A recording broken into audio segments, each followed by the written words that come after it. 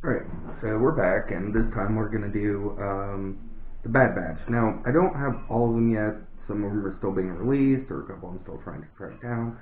But I've got 3 out of 5, 3 out of 6, depending on how one views the batch, whether Omega's included or not. But Omega and Echo are set to release next year. I still have to find Crosshairs. He's been unreasonably difficult. But I've got 3 of them here. We're going to kind of go over real quick and take a look at them. So the first one we have is Hunter.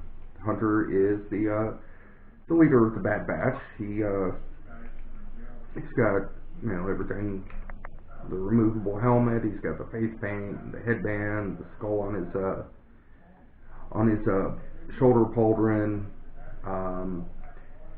He's got the 99 logo on his other pauldrons, or both pauldrons. He's got the forearm sheath with the removable knife. It's a pretty well designed figure. I really was happy with him, and he's actually the reason I decided to go with the rest of the Bad Batch. I picked up Wrecker, and I stumbled across Tech fairly cheaply at a Walmart, I think. Might have been Target. It was one of the two. No, it was Walmart. I found him and Koska Reeves from The Mandalorian. So I picked those up. So like I said, the helmet fits on well. He's got the usual articulation. He came with a backpack. The backpack's just kind of a chunk of plastic. It's basically there for looks. And then he's got a little pistol and a rifle that they reused for Wrecker later. He's got just the regular articulation. He's got ball jointed hips, although the hip armor kind of gets in the way, so it doesn't have quite the range that some of the other things did. I do like that the shoulder pauldrons are attached with a little flat plastic. It makes it look pretty fragile, but it's actually really pretty flexible, so it doesn't really impede the movement much. He's got the ball joint and the hinge on the head, the bicep swivels and hinges, so you get a good range of motion. There's the hip or the knee ball joints, shoulder ball joints, thigh swivels. Apparently I need to go back to school and learn anatomy. I'm apparently retarded. But then he's got the ankle ball joints as well. Comes in a nice dark gray. It fits him pretty well. The next one we have is Wrecker. Wrecker doesn't have quite as many accessories. He's missing the pistol, but he's got a much bigger knife that fits in a leg sheath. He's got the skull painted on the helmet, and he comes with the same gun that Hunter does, which makes sense. They're all clones. They're all in the same uniform, or the same brigade force.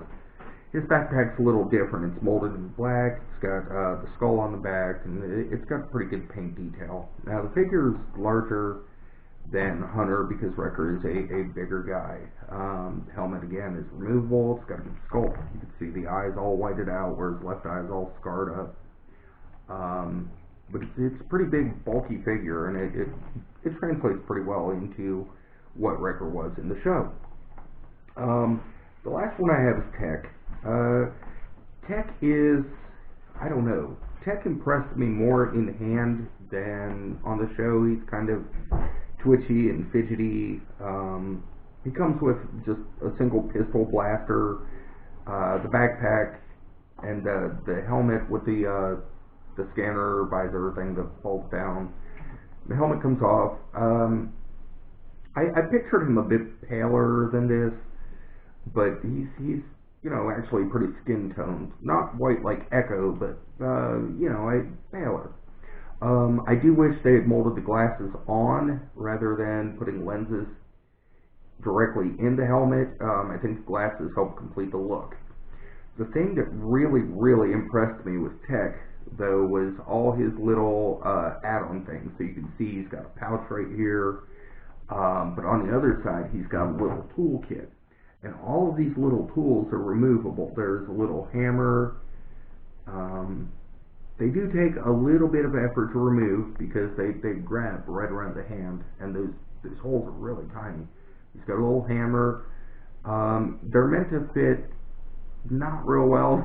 They kind of stay on the base or on the belt, but you can kind of pinch it in between the fingers so that he'll hold it.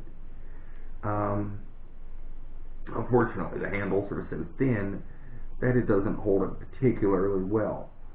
So he comes with a hammer. He's got this, I don't know, pair of plier things.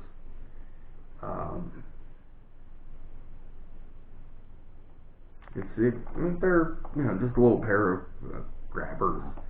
And then he's got what I assume is like a welding rod or something that pops out as well. I don't take them out very often because, again, he doesn't hold them very well. Most of the time I leave them on. I'm going to get around. I need to get a toolbox, maybe for Gloob's old 6-inch 18 line. If I could drag one out of my set, but I don't really want to leave BA or whatever the bad guy is that had the toolkit gearless. So I may end up just trying to track down another toolbox from that with the weapons and the strap so he can carry that around, because I think it would look good with him. But overall, I really like the Bad Batch figures. The show is just, it's such a great show. I cannot wait for the second season to come out. If you haven't seen it, check it out on Disney. It's really a fun show. There aren't a lot of lightsaber battles like most Star Wars has, but it's still a good show. It's more along the lines of like Rogue One and the Clone Wars without the Anakin, Obi-Wan, and Ahsoka sidelines. Anyhow, that's the first, I don't know, half or 3/5 of the Bad Batch, depending on how one measures these things. So I hope you enjoyed the video. Just thought I'd give a quick review. This gets on YouTube. Hit like and subscribe. If you found it on Facebook, we're glad you're a member of the page. Y'all have a good day.